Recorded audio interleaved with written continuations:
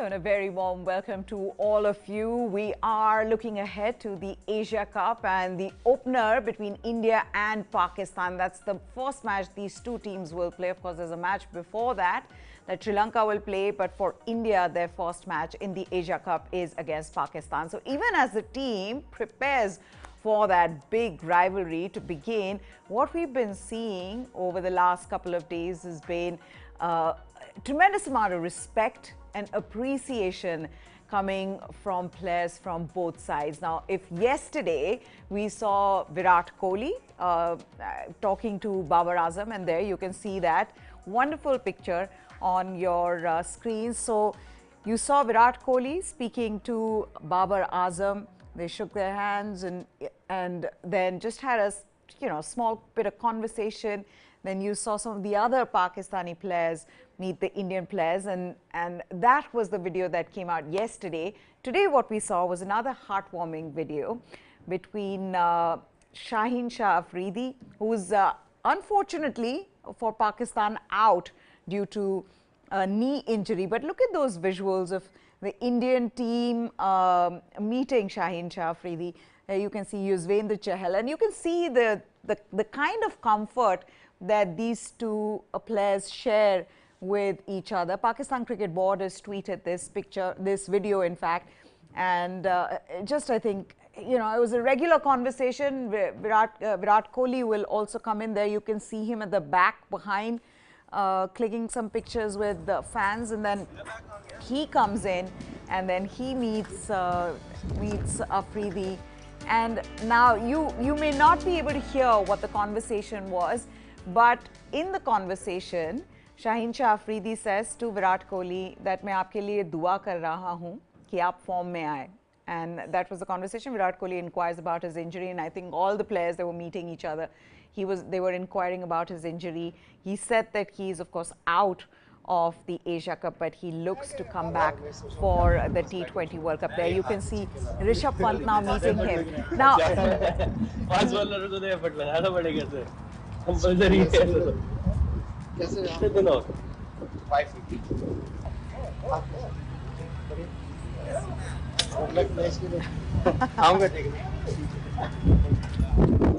so this is not all. There was also KL Rahul who met him. But all in all, what this just again reinforced the fact that, off the field, they have tremendous amount of respect and appreciation for each other, for players from both sides. And what this also shows is that despite all the pressure that they feel on the field, while they are playing against each other off the field, they are good friends. So yes, visuals coming out of there, but then when the rivalry begins, things are different. Of course, two nations with, a billion fans who are really trying for their team to win, and that pressure then is different. Santosh Suri joins us from Dubai. In fact, he has been following the Indian team and probably has seen these visuals live during the net session. Santosh, what is it like right now in Dubai, given that these two teams know what's at stake? They would want to win this match. We know how, despite Rohit Sharma saying that they don't want to hype this rivalry in their minds, but we know that this is going to be a high pressure match. What has it been like seeing the two teams from the outside? We have always known that the rivalry is on the ground, and we have seen that over the years also, that when they meet outside the ground, there is a good rapport between both Pakistan and India teams. So we have seen it. The classic example was in the 1971-72 World Cup team that had gone to South Africa, to Australia to play the match there. That time we had seen that lot of players had each other helping out, and we had seen India had players like Gavaskar, Engineer, and on the other side we had Asif Iqbal and Zahir Abbas, and they all played together from each other in that World Cup team, and there was always a rapport. And in it was immediately after the 1971 war, and yet there was no reflection of that on the team between the players and all. So we can see over the years there has been always a good camaraderie between the two teams. So it has been continuing over the years, and same is here as we see. Of course, the fans and the people and the media and the countrymen and the followers all over the world are, always expecting a very good fight between the two teams. And when the teams enter, they just focus on the game. It is from the outside that there is bitter rivalry, but among the players, it is always said that it is going to be just a cricket match. So Yes. for players, it is a cricket match, and that's one way for them to avoid the pressure and throw away the pressure. But when the match goes in between, we know that it's all outside that it happens, and we hope that this time also it will be same thing where the focus will be on cricket and not on the bitter rivalry. Okay, so then let's focus on cricket. India versus Pakistan in Asia Cup, and those numbers are going to come up on your screens.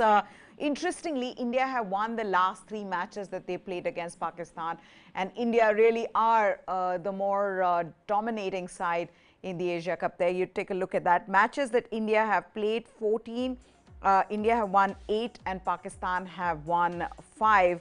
But Pakistan's last win, like I said, it was in 2014 in Mirpur. But this is, we're looking at India and how they've dominated since T20 World Cup last year. And this new aggressive India, the template of going out, all attacking from the word go. They won last 3 matches versus Pakistan. 14 matches have been played. India won 8. Anyway, so what we're looking at now is that India have dominated overall. But this new India, Santosh sir, how different will this be? Because we saw what happened the last time they met in the T20 World Cup at the same stadium where India lost the match by 10 wickets. Virat Kohli top scored for India in batting, but it wasn't enough. How do you see this panning out for the Indian team, given that since that T20 World Cup, they've been dominating, this format? They've they won 19 matches and have just lost 4.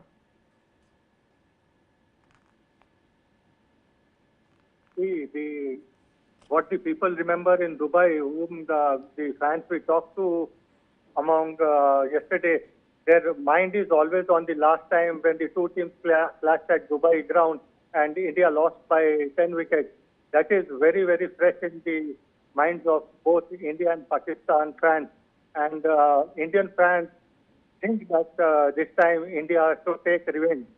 Although we see that when the teams go into the match, they don't think of what happened the last time. They think of the day of the match and how they are going to tackle the situation on the ground. And what history has, they don't go back on that day. The team that plays well on a particular day wins the match, that we have seen in T20 so often.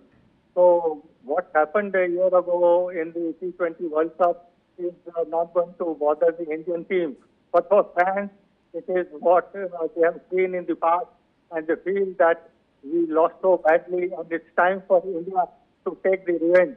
So that's for the fans, it is the revenge time, while for the players, it is just saying that it is another match, and they will take it as it comes on the day of the match.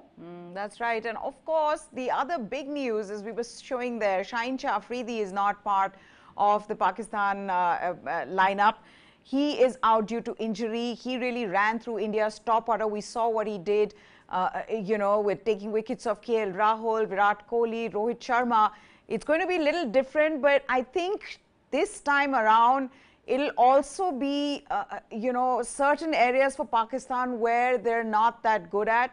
Their strength lies in their top order, but they also have a lot of weaknesses. Their pace attack is inexperienced. They don't have a wicket-taking spinner really who's been doing well recently. On top of that, middle order, is fragile. How do you look at Pakistan approaching this game?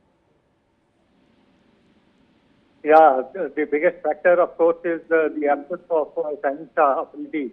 His spell had caused that problem for India the last time when the two had met at the World Cup. So his not being here seems to be a blessing. But I don't know, Pakistan are always, known to pull some rabbit out of the hat. So this time too, they may have a bowler who can create havoc among the Indian batting. So let's see what happens in the absence of Santosh Afridi, whether it's a big advantage for India in his absence. But you said rightly, the soft spot of the Pakistani team has been their batting and reliance only on the top three, Babar Azam, Rizwan. Once you get through the top order, then the weak spot will be exposed, and that is what India should do. They should look to grab a quick wicket and not allow Pakistan to, set the tone of the match like they have done the last time. So it will be very important for India to get hold of the advantage at the very start rather than wait for Pakistan to make mistakes. So for my point of view, there are certain weak points that Pakistan has in their batting order and in the absence of Santosh Afridi. They are a bit weak on the bowling front too. Yeah. So it is for the Indian team to grab the advantage in the match that will be played on Sunday. Yeah. I never thought I'd say this, but it is India's top order that'll be under pressure. Who would have thought we would come to a point, Santosh sir, where we're talking about India's top order who've been so good for them, but now going into this tournament, given that KL Rahul hasn't been as impressive, hasn't got the match time really to be able to, get that confidence. Rohit Sharma, of course, we've seen he's adopted that aggressive approach. Virat Kohli's lack of form. Top three, how crucial will it be to get the runs here if India have to do well? Absolutely. You see, the match depends entirely on the top three of your batting. So for India, you see Rohit Sharma, KL Rahul and Virat Kohli are the top three. Out of that, two, Virat Kohli and KL Rahul have been a bit of a dodgy form. So if they do not perform, the pressure will be entirely on the middle order. So we have to see that Virat Kohli, of course, we are expecting Virat Kohli to return to his top platform. He's playing his 100th T20 match, and hopefully on that 100th T20 match, he'll score a befitting century to let his bat do the talking. If that happens, of course, then India is going to be in dominant position. So we expect at least two of the top three to score big. Otherwise, we have seen in England also where the top 4-5 have lost their wickets, and how Hardik Pandya, Rishabh Pant and Ravindra Jadeja helped us to win that crucial match and win the series in England. So it may be a bit dodgy in Indian top order, but still we have a strong batting lineup. But still it is always better for the top three to perform rather than hope every time the lower order of Rishabh Pant and Ravindra Jadeja or Sai will daily out. All right, before we go any further, let's listen into this fan. She was there at the T20 World Cup on the day when India played Pakistan and India lost then. And she now wants to make sure that she's there watching and supporting India in the Asia Cup match so that India ends up winning. Listen into what she had to say. This match is going to be a goodbye for her. Yes. What's the solution? So I am leaving for my studies and work. I'm going to UK. I'm leaving on Sunday night. So my last goodbye for Dubai, where I grew up, is going to be this India match. And I have the package where I'm not going to be able to watch any other matches, but I am literally packing my bags, going for the match, and then leaving from the stadium to go to the airport. So what's your message to Indian cricket team? Please win. The one and only time I saw India-Pakistan match, they lost, unfortunately. I have to prove to everyone I am not bad luck if I go to the stadium. So please win and come. So they all want India to win, and why not? This is what cricket does to us, and this is what an India-Pakistan encounter does to us. Santosh, so what was it like interacting with these fans, and are they there in large numbers? Because, you know, it is the biggest rivalry in world cricket. Absolutely. Even at neutral venue like Dubai, where cricket has flourished over the years, we see that the expats are really supporting their team to the hill. All the tickets of both the matches that India are going to play on 2 Sundays, successive Sundays, have been sold out well in advance, and just tickets can go for hundreds of pound dirhams right now. Yeah. So you can see that there is always great enthusiasm whenever cricket is played in Dubai, and this is in fact this is the only platform, the World Cup and the Asia Cup, where India and Pakistan are able to play each other. Otherwise, there has been no bilateral series between them for over a decade. Yeah. So whenever these two teams are there at the ICC or the ACC events, there is always great enthusiasm. People coming from India also, they have the packages to visit Dubai, stay in hotels, 5-star hotels, and also have privileged seats in the stadium and watch this India-Pak rivalry on the field. So, you know, it has always been a great venue, this Dubai. I think blessing in disguise that the matches have shifted from Sri Lanka to Dubai, so that a lot of Indian and Pakistani expatriates are there to, encourage their teams, and it is going to happen again. And it will be a great feeling on Sunday when we will see both the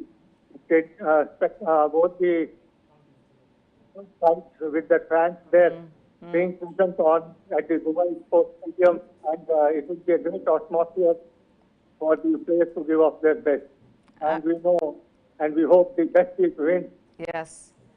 And I think we've always heard, especially after COVID, I remember Virat Kohli saying this, is that how incredible it is to have fans back into the stadium. So it'll be wonderful to see what that sort of atmosphere is like in the stadium as India take on Pakistan in the Asia Cup. But Santosh Suri, who's live from Dubai with us, thank you so much for joining us here. That's it then on this special. The bromance has begun. The bromance, in fact, sort of is what this rivalry has started with. But of course, on the field, things will be very different. We'll get you all the latest from this Asia Cup. News9 Sports is what you need to subscribe to for the latest. That's it from us. Goodbye. Thanks for watching.